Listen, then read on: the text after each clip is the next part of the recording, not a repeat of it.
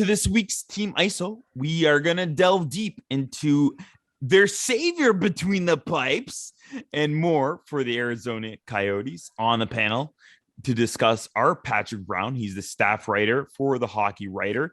You can follow him on the Twitter at @PBrownHockey. And my pal, José M. Romero, he covers the Coyotes for AZ Central Sports. You can get him on Twitter at Romero Jose M.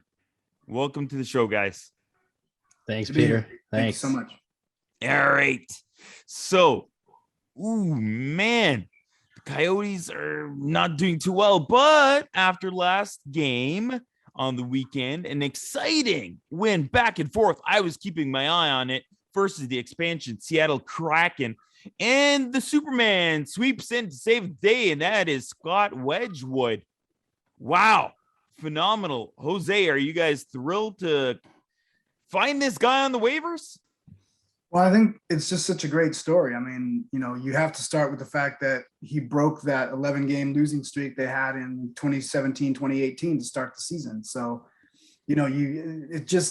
how in the world did all the cosmic forces come together to bring this guy back who broke that streak back because they need the depth in goal with Carter Hutton injured and Karel Vejmelka not ready. He looks ready, but you still have to keep in mind that he's really inexperienced, and you need to have that second guy, a quality guy who can take up some of those games to allow him to kind of ease into the transition better into the role. So getting Scott Wedgwood and then him coming up the way he did in that first appearance, getting thrown right into it 59 seconds into the game.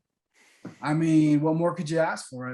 Look, they needed something. They needed somebody or something to pick them up. And Scott Wedgwood provided just that and got them a really, really much needed win, because you could see it was wearing on Andre Tourigny, all the losses. So that was big time, and a good crowd there that night. Mm-hmm. And everything worked out, the way they wanted it to. You got to send a message to those expansion teams and tell them that, hey, you're not coming into our house and getting a W, especially when they need one that bad. So good for them. Yeah, there's been lots of changes in the last year with the team.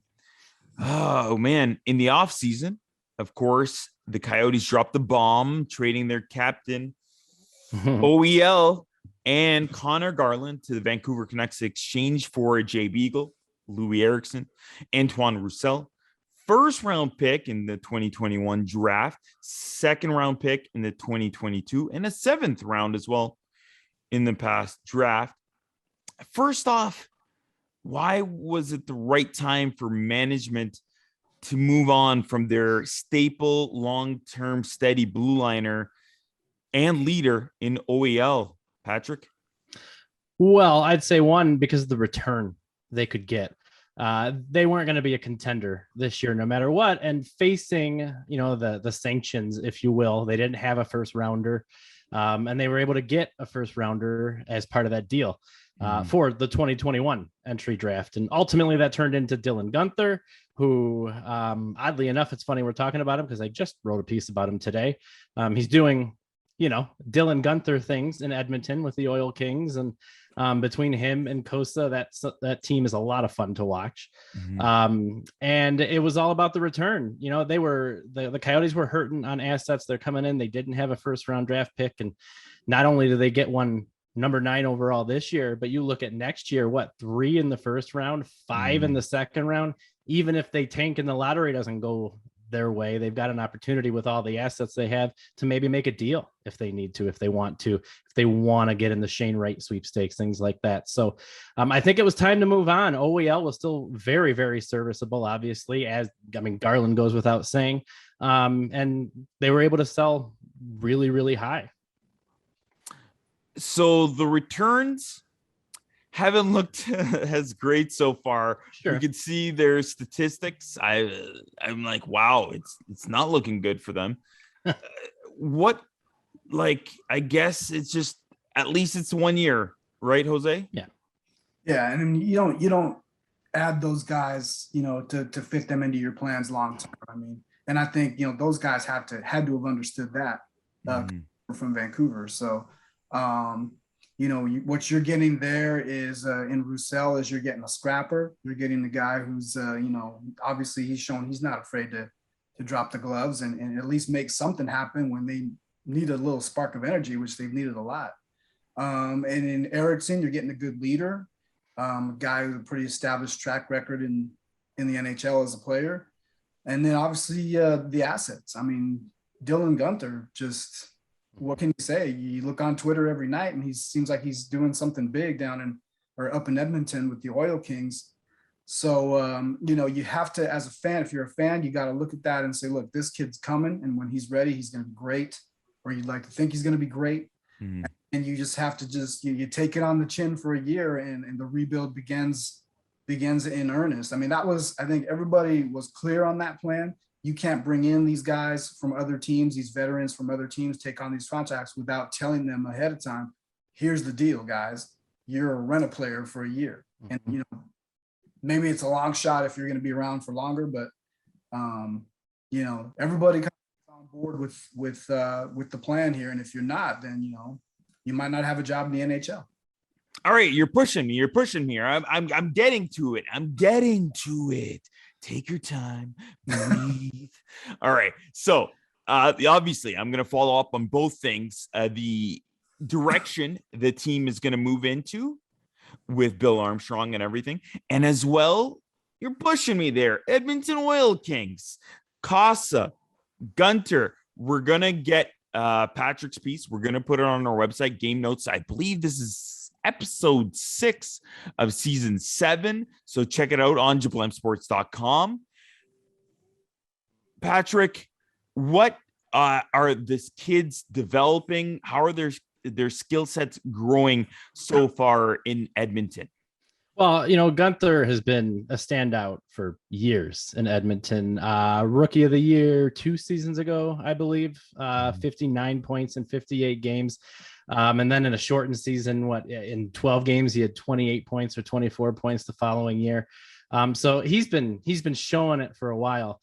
And what I think is really cool about Guenther, and José saw it firsthand as well this summer, he didn't miss a beat coming in and playing in rookie development camp, in the rookie face-off tourney, and then ultimately in the NHL preseason, where, he racked up 2 points in 2 games, a goal and an assist before heading back to Edmonton. So I think everybody's really excited about the kid. Hands down, it's the right move to have him there in Edmonton with, the ability to develop, the ability to not mess up his psyche on a 1-10-1 team, and give him the time that he needs on a really good team to be able to develop. So I think everybody has every reason in the world to be excited about him. And what's even more exciting is the pieces that Armstrong may be able to put together in this upcoming draft, with so many selections, so many options.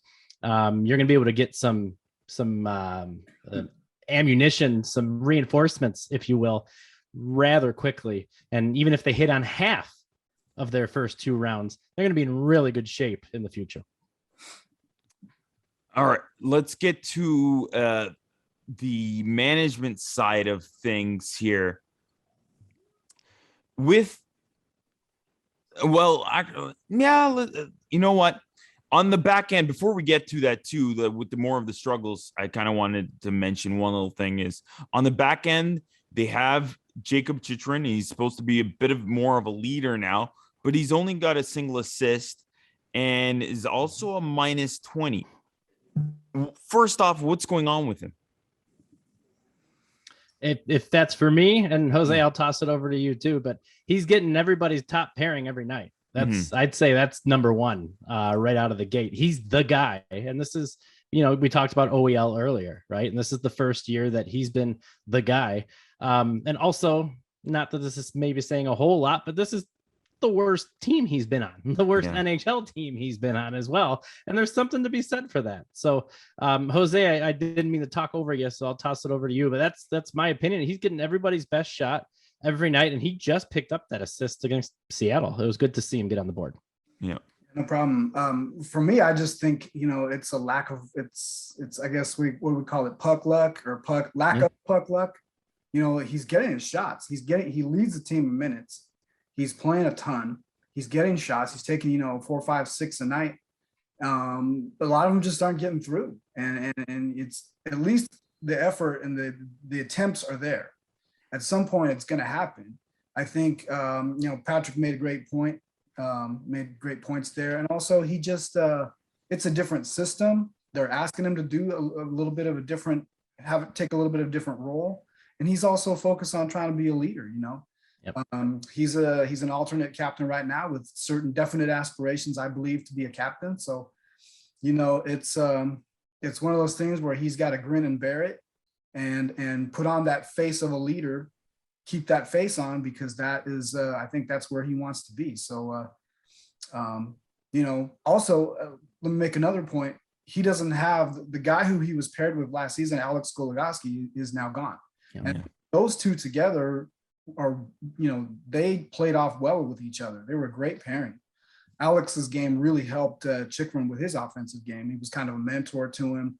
And also it just, their styles just fed into each other to help Jakob Chychrun produce on offense. So he's gone. He's with Minnesota. They're coming in tomorrow night. And, there's just a lot of different factors all rolled into one here. Before we get right into the management side of things, and this is kind of going to play right into it, there have been some rumors about maybe moving Chychrun. Is that a straight up no, or is it maybe if the package is right? Jose? Yeah, you'd have to get get the world from another team. I mean, this guy is 23. His upside is still incredible. I mean, he's like an Adonis out there on the ice. He's big, athletic. He does everything you want. He's everything you want in an offensive defenseman. He has those leadership qualities. So you don't want to, you're not selling low. You're not giving up. You're having to give up the farm if you're another team trying to get Jakob Chychrun. I see him as the guy that they sort of build around because he's still young. And then you bring in all these prospects, they come up through the system. And when they get to the NHL level, there's Jakob Chychrun to help lead them into the next, next era of Coyotes hockey. That's pure poetry, honestly, because I mean, there are a lot of people that have tabbed him, obviously, and Jose alluded to it before, as the next captain of this team. So you got to think it's going to take a king's ransom and then to even consider moving him. He's a big part of the future. With the trade in the offseason and even some of the rumors, we've talked a little bit about it, but with GM Bill Armstrong, it obviously looks like he's tanking for this summer. Does it mean it's like a full rebuild right now then? Yeah, I think I saw the term over the summer that made me kind of chuckle, scorched earth. I mean, it is a rebuild for all rebuilds because they've just completely torn it down. And you got to look at it too, what he inherited. And he inherited a team in disarray. There's a lot of bad press going out there. There's a lot of sanctions that are happening where they're losing draft picks, and the previous regime with Chychrun just did not depart on good terms. And he came into an extremely challenging situation. And I can't claim to have nearly the experience with him that Jose does, obviously, but man, if his attitude isn't top notch, and something that'll kind of live with me forever is on media day, when he was standing there before anybody else said anything, but before he even went up to address the media, he turned and he said, "My goal, I can't wait to have this like standing room only in here. I want this standing room only some year." Because, you could count the amount of people there on two hands tops. So that stood with me. And again, there's really only one way to go about it. They are full speed ahead on the rebuild. And I've been impressed with what I've seen him do to this point. I mean, if you think about it, like what real pressure is there on Bill Armstrong? I mean, it's been made very clear that this is a rebuild. It's been made very clear that, the players that are here now, most of them are not the future. So it's definitive. It's been already put out there. It's already admitted to by the club. We're rebuilding. We're starting from scratch.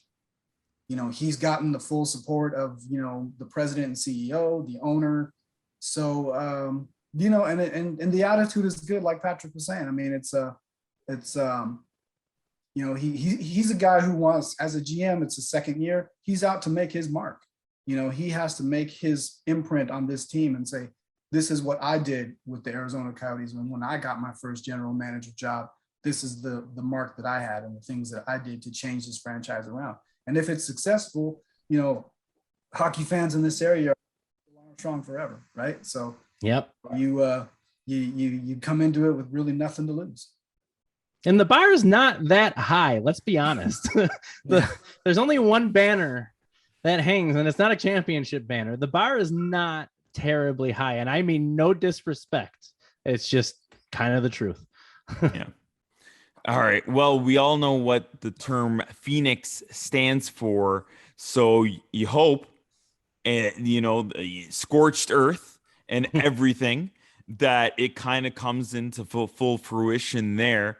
So two things I want to touch then. One, I'm just thinking of, I know they're kind of going back with the old school logo and everything.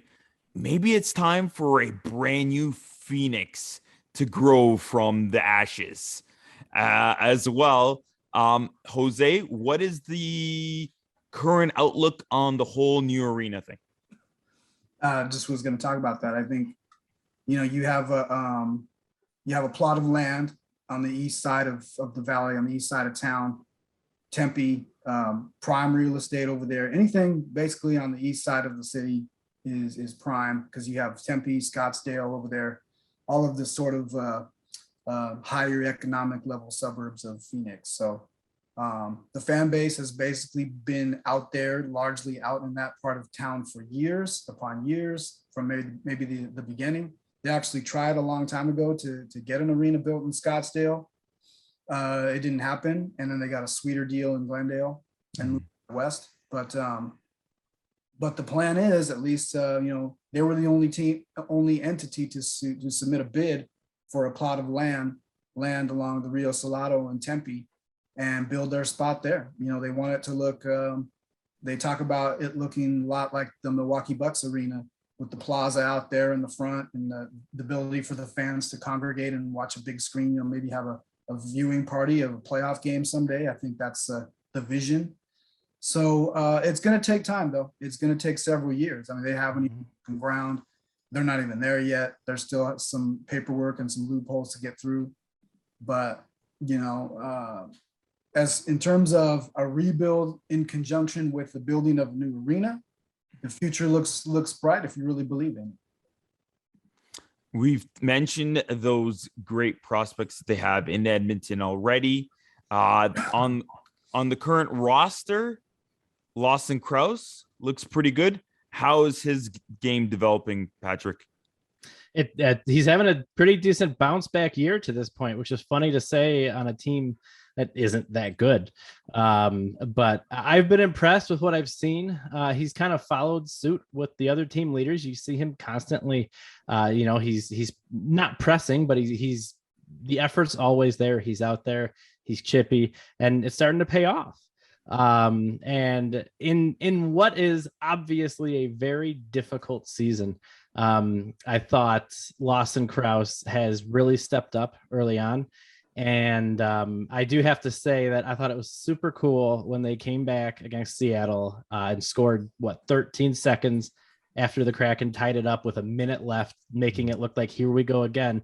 And Crouse 13 seconds later takes a feed and buries it.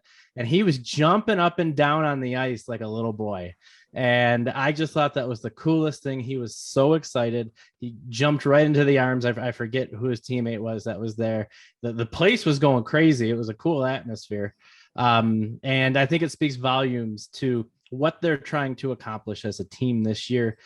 They know what they're facing. They know what they're up against, but they're still going out and doing it. And Crouse so far is one to lead the way. Oh man, I paid attention to that game. I remember the beginning was a little crazy and the ending was crazy. And I tweeted Jose about it. I was like, what Is it like it's just gonna? Is that how it's gonna end? That's the best. That's the best kind of hockey you want, is when it's crazy at the beginning, crazy at the end, and it's gonna be a crazy season. Yeah. Again, you can find him on Twitter at P Brown Hockey for Patrick, and for Jose at Romero Jose M. It was great having you guys on. Appreciate it. Thank Thanks, you so Peter. much.